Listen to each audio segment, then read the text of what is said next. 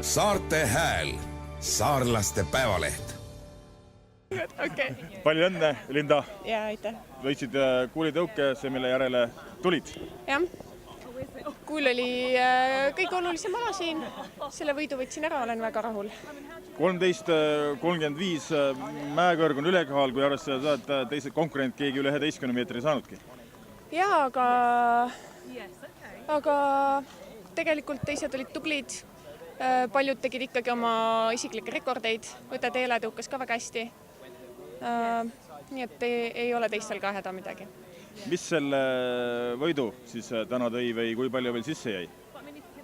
Viimane võistlus nüüd Eestis tõukasin veidi rohkem. Eks ma ikka lootsin siin 14 meetrit kätte saada, aga lõppkokkuvõttes tuli võit, olen väga rahul.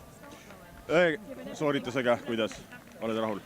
Õde võttis eesmärgiks 10.50 ja kas jäi 10.52? Jah, üle nii et eesmärk saavutatud. Aga kaksikveit oleks tore olnud? Muidugi. Nüüd oled olnud juba mitu päeva oma kõige sellest pisemast teemal, et kuidas seda üle elad? Jah, uus kogemus.